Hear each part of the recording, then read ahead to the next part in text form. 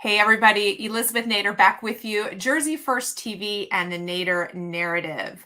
We have an issue in New Jersey that if you haven't heard about it, I don't know where you've been, but it's this growing fight against the State Board of Education and the schools with the oversexed curriculum that is being forced upon us, forced upon parents, forced upon schools as a result of the State Board of Education passing this sort of in the dark of night in June of 2020, when all of us were shut down and trying to figure out how to survive all the things that were being thrust upon us from the pandemic. And here we have this incredibly woke, disgusting curriculum being passed at the State Board of Education.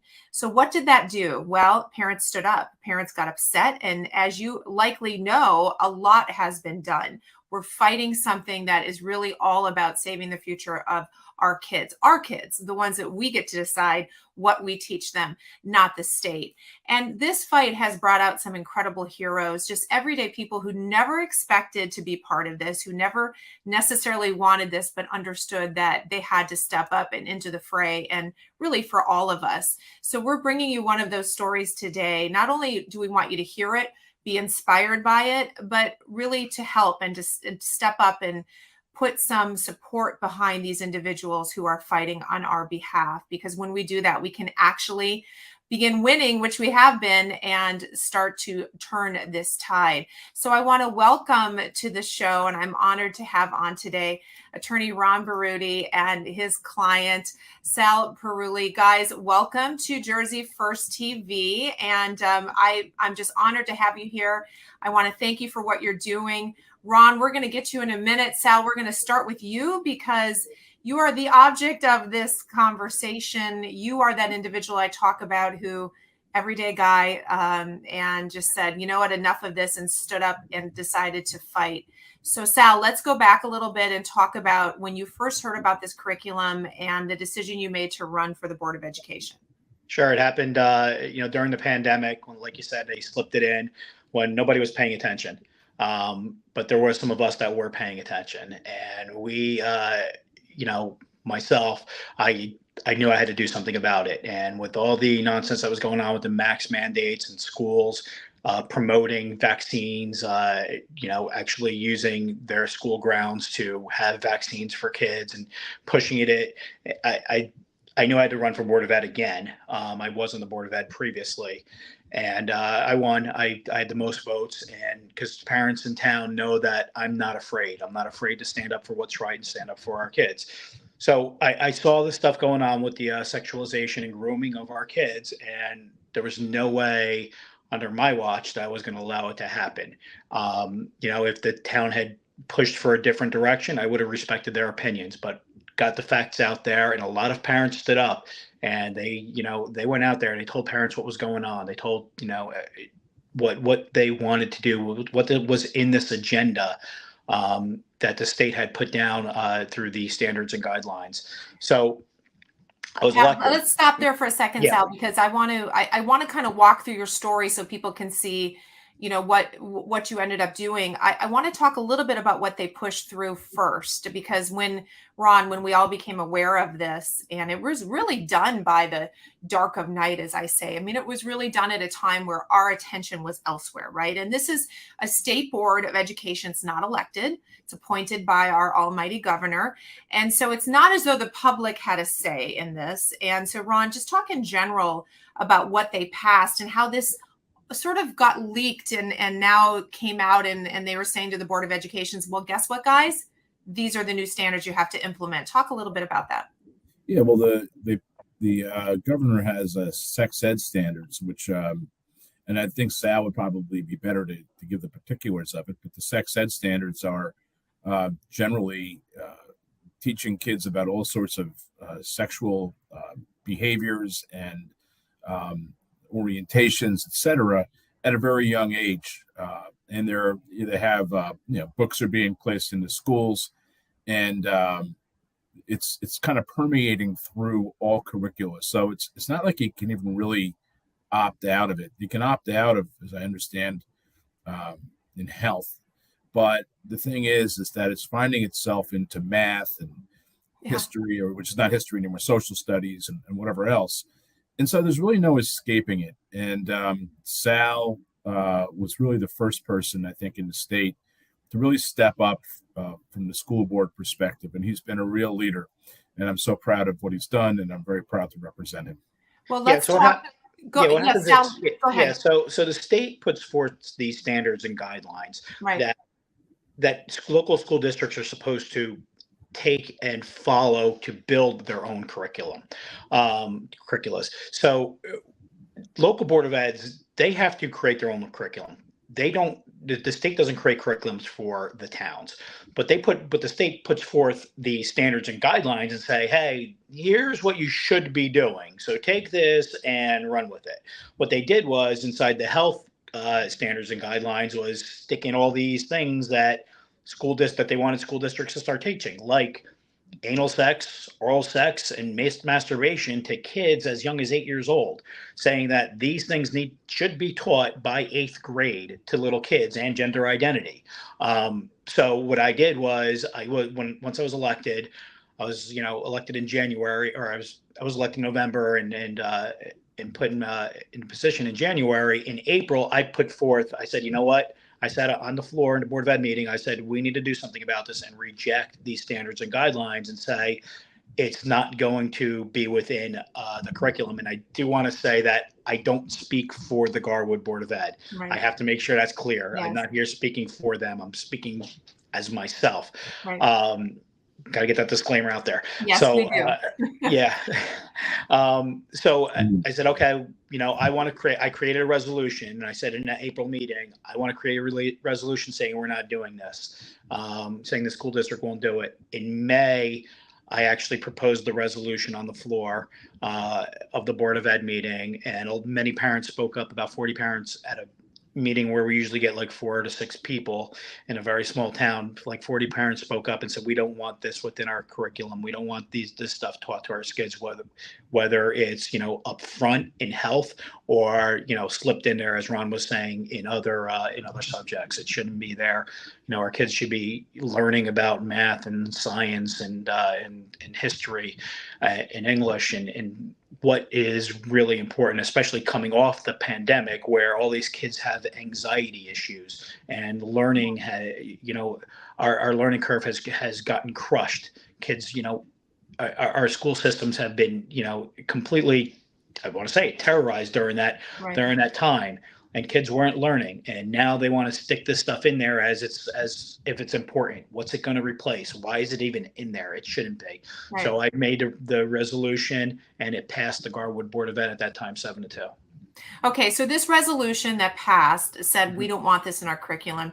Ron, legally, now there's been some confusion on this, and I think one of the great things we can do is educate these boards, if anyone's listening that's on another board of education or a parent is really involved. Legally, can you clear this up? Are the boards able to reject that? What kind of latitude do they have to push back on the state and say, we don't want this, and sort of err on the side of home rule? Can you clarify that, or is that not completely understood yet? Well, as I understand it, these are just proposed standards. This is what the governor wants. It's not a law. So as I understand it, Sal and the Garwood Board was absolutely within his right and their right to reject these standards and not to inculcate them into the curriculum. There are other things like the transgender, which I think has the force of law. But then again, there are legal things you can do to push back on that as well. I for one, believe that there's probably constitutional arguments to be made that some of the transgender rules or laws are unconstitutional. They violate parents' rights, among other things. So there's always an option to take action. And in fact, one of the things we're doing as a firm is we're starting to provide, we're going to be providing school boards the opportunity to retain us to do presentations, how to avoid being sued for these kinds of things. Yeah, because there's so much litigation now with the fights between school board members and parents that doesn't need to take place. Right. And there are things that could be done to create, keep peace and to follow the laws and to protect kids. And that's what really needs to be done. Yep. So Sal, I want to ask you, you passed this resolution. Before we get to what happened to you as a result of that, was there any discussion on the school board, which I've heard from many people, this idea that we're going to lose funding, we can't do this? Was that concern brought up? Because that's often brought up, and Ron, that's sort of why I asked it as well, as a pushback to say we don't have a choice. So was that discussed, Sal, at your meeting? No, no. And I think that's why there was a lot of, there's this retaliation against me. There is no, this is not mandated. And that's kind of the threat, is that it's going to be mandated and there's going to be funding taken away. Well, what I've said is, you're not taking away funding from me. You're not taking it from the Board of Ed members. You're taking it away from the kids. You're taking it away from the teachers. That's a threat against them. And I know in October or late September, Governor Murphy came out and said, hey, if you don't do this, or you're going to get fined. We're going to make this mandated. And that's really when they came down and hammer on me. There was not that discussion in the beginning. I don't think that, and I can't speak, like I said, I can't speak for the Board of Ed, but I don't think that they realized what I'd done would become a domino effect and other school districts would follow. And it was such a huge thing, because I think up to 40 districts had followed, and like 700,000 letters were sent to the state saying, hey, we don't want this stuff. So no, there is no, as far as I know, unless it's changed overnight, fines or penalties that are, incurred if you don't do as they say. But what kind of society are we all of a sudden in, where, it's a dictatorship, where the governor's saying, hey, your kids have to learn about this stuff as young as 8 years old, or we're going to levy a fine on you. And I don't care how much that fine is. The stuff that they overtax us with right now. Yeah. Do you think I care about a $10 fine per household instead of grooming our kids? Well, it's an erroneous understanding that many people have been told, that the school board will lose funding if they don't do what the state board says. But that's a point of education, and one of the reasons we want to do this show. But Sal, I want to ask you now, you passed this resolution. So get that, everyone listening, it passed. It's not as though it didn't pass. It passed 7-2. Yep. Now what happens? So then I allege the NJEA and NJ School Boards Association reached out and said, you guys made a huge mistake. You need to do something about this, and do something about Sal. Alienate, isolate, make him, the whole Saul Alinsky thing, completely discredit him. If he goes down, the resolution goes down. And in the meantime, start dismissing the resolution as if it doesn't matter. So I allege that's what happened. And then right after that, in January, because we are a sending district, our kids go to high school in Clark. As a member of the Garwood Board of Ed, the Garwood Board of Ed elected me as the liaison to Clark. So I actually sat in on the Clark Board of Ed meetings and had voting rights. First thing they started to do, I allege the president of the Garwood Board of Ed started disseminating false information about me, allegations against me, to get me removed from the Clark Board of Ed. So they took action based on false allegations, I allege, in retaliation for passing the non-grooming resolution that I created. So in October, they had me removed, I allege illegally, so that was the first action they took. Go ahead, Ron. From Clark. From Clark. They had me removed from Clark. And that was the first step. And they did this, of course, a couple of weeks right before the election, right in October. They wanted to make a statement. Of course, the Garwood Board of Ed president at the time had, 5 lawn signs of the political opponent that I was against on her lawn right across the street from the school. It was a political action, I allege, and it was retaliation for passing this, and retaliation for setting in motion school districts from rejecting the sex ed standards. Right. You inspired the other school districts to do it. So Ron, what are the legal avenues you're taking, or what are the legal arguments you're making against the school board and the actions that they took? Well, what transpired subsequent to that is sort of created this whole litigation that now is happening that that Sal is involved with. So under New Jersey law, if your rights are violated by a public entity or public actor, in this case, a school board and individual members, you have to file what's known as a tort claim notice, or a notice of claim, within 90 days of the action in order to protect your rights to sue under state common law. So in this case, Sal was going to allege potential defamation, but also primarily Sal was alleging that the acts of removing him were illegal. It was based upon, they removed him supposedly for cause based upon defamation. And then the vote that they took was itself illegal. When you're removing somebody, we argue that under state statute, when you're trying to remove a board member, you have to do it through a procedure which provides that board member due process, and it has to be filed with and then to an administrative law judge. What happened here is they took a vote, a Robert's Rule of Order, like it's a college fraternity. They're going to say aye, and they removed Sal, a duly elected public official, from a position based upon what we allege is defamation. So Sal we served the notice of tort claim virtually on the 90th day.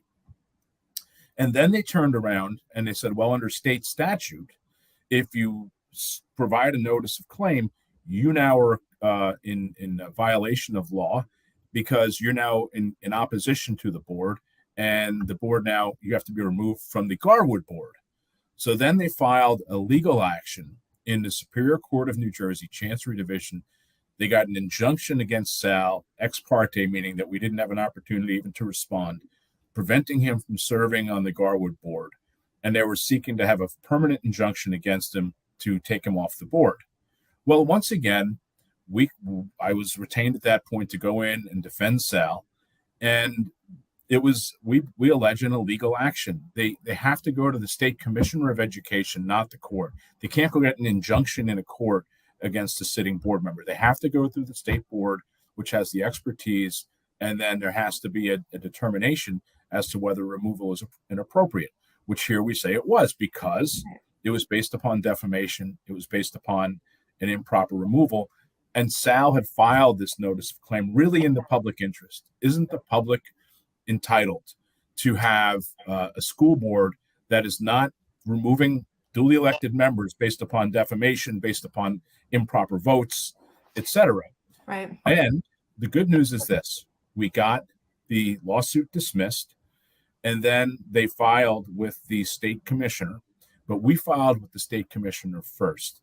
And we sought, in our commissioner filing, we sought to have it determined that the removal from Clark was illegal, that defamation was illegal, and that the action seeking to remove Sal in a court filing from the Garwood board was also illegal. And ultimately Sal withdrew the notice of claim, and their action was dismissed. So we've won so far, both in court and both with the commissioner. And now Sal's action against the board is pending, and they're trying to get that dismissed based upon technicalities. So right now, Ron, he's serving still on the board? Sal is on the board, and he's on the offensive, as we need to be. All right. So Sal, I got to point out the obvious here is, once again, no surprise, sort of what happens in New Jersey in the past few years is the will of the people is ignored, right? I mean, you're a duly elected serving member of the board. And I guess I'm sort of surprised, and I know you don't want to name names, and I'm not asking you to do that, but you did pass this resolution 7-2. What happened to that support in general? Is this intimidation? No one else wanted to be in the position that you were put in really by stepping forward? I mean, I'm surprised that suddenly the overwhelming support for that resolution seems to have just disappeared. Yeah, I believe I allege that it's intimidation and bullying coming from the top down.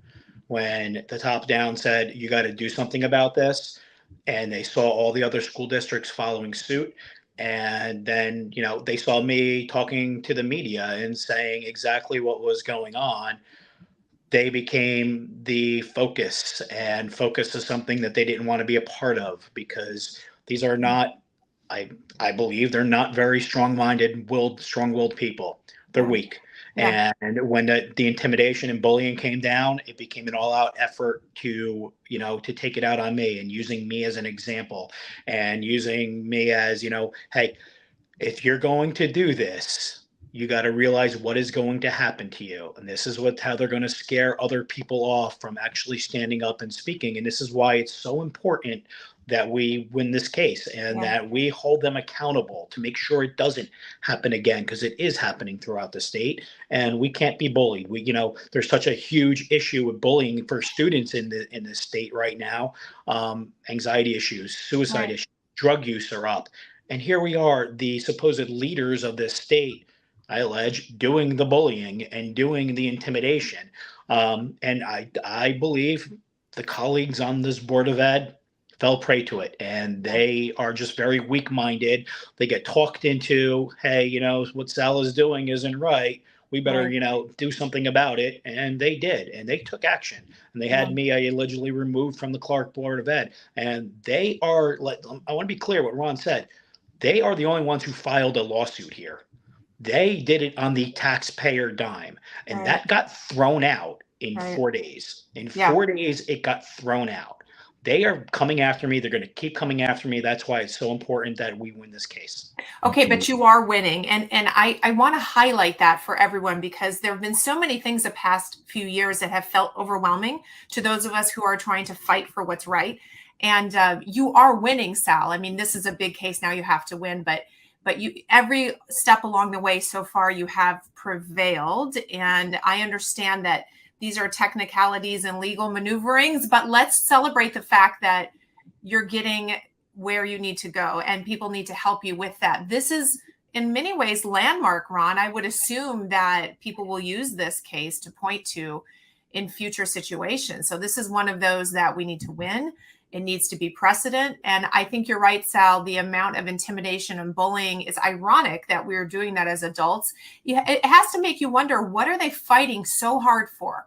Why are you so desperate to sexualize our children? Why are you so desperate? That's a whole nother show, right? It just confuses the everyday person who's a common sense individual. Why these organizations, why this agenda to go after our kids? So Ron, we're now at what point, because one of the points of the show as we wrap up is to get people to help financially. You're a lawyer, you have a firm, you need to be paid for your work. Sal, you've got to pay your bills. This is a case of precedent. So whatever we can win here will help other people in the future. So Ron, tell us exactly where we are right now. And then Sal, you can talk about the site to help you raise the funds. Yeah, thanks, Elizabeth. Nelson, thanks very much for having us on. So, as you said, we're a law firm. We have our own bills to pay. We got to keep our lights on. We handle all these cases with all this woke nonsense that's happening. We're trying to be the go-to source for all of this stuff. And if we can't keep our lights on, we can't help anybody. So we have to bill. We work with our clients. We work with Sal. But still, the bills come out and it gets expensive. It's unavoidable.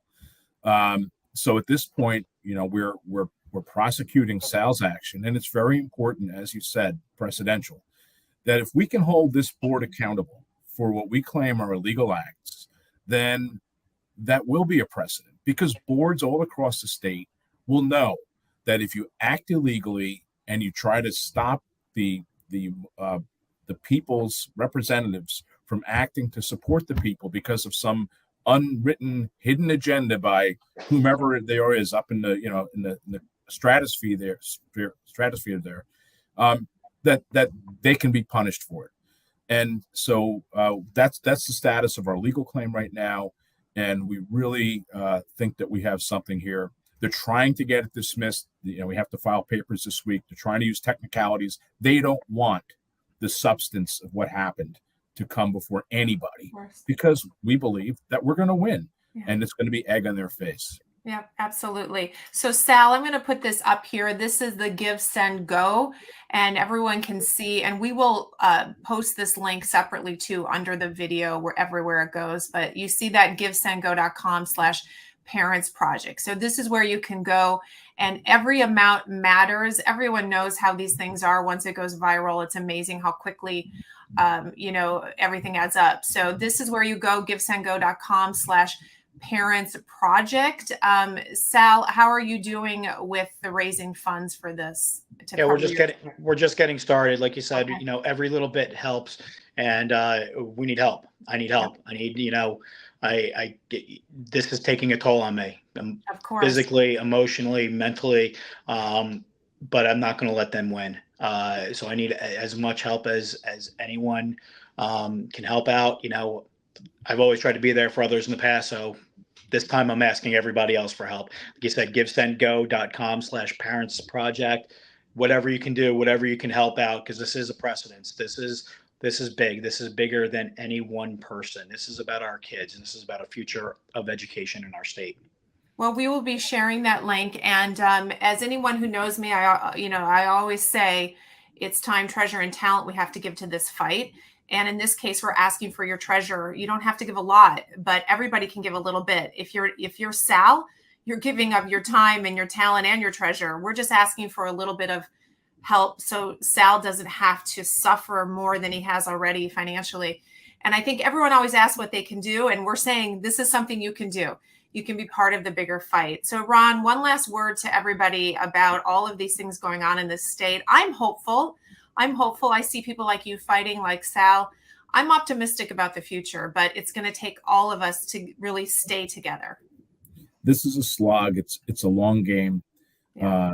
They've been putting all of these things in place for a long time, and they used the pandemic, as you noted, as sort of their platform really to start spreading all of this nonsense that's happening. And it's that we believe it's unconstitutional. A lot of what they do is illegal, unconstitutional. And somebody's got to stand up and fight. As hard as it is, it's very important for people to stand up and fight. My law firm, my partner and I left the big law firm equity positions. We were very comfortable. And we took the risk to come and start our own firm because we wanted to be able to help people with these types of cases. And we felt that we would better be able to serve them this way.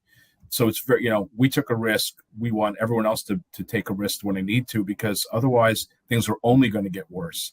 And, we're not going to be free. We're losing our freedom very rapidly. And that has to end. Well, they're counting on us staying quiet. They're counting on us feeling overwhelmed and intimidated. And Sal showed them that he wasn't, and he stepped forward. So again, I appeal to everybody. Let's support him. Let's help him get through this process. And you can be part of the win, right? You can get to the other side and say, I helped this guy. And Sal, one more big thank you to you for standing up and being that guy and being that parent and deciding to be brave. Of course, you didn't know what was coming at you. How could you know? And I'm sure you felt great when that resolution passed. Little did you know that would become such a turning point. But you did inspire other schools to stand up. And I believe, and I'm optimistic, that over time we will fight back. But to remind everyone what Ron just said, they've been funding this work for decades, right? They've been putting this plan in place, and we have to now fund our opposition. And that's what we need to do for the long run. Sal, one last word to everybody. No, just thank you so much for having us on. And like you said, we just got to keep fighting. We got to play the long game here and really stand up for what's right. This is too big for us to lose. That's right. It's our future. Guys, if thank you so much. We're going to win. That's right. I believe it. Thank you so much. We're going to put the link below. Please share the show, share the link, and do everything you can to be part of this team. Guys, best to you. We'll have you back on when you win and you can tell us the great story, okay? Thanks, Elizabeth. Thanks for everything you do as well. Absolutely. Okay, and to my audience, guys, we'll see you next week.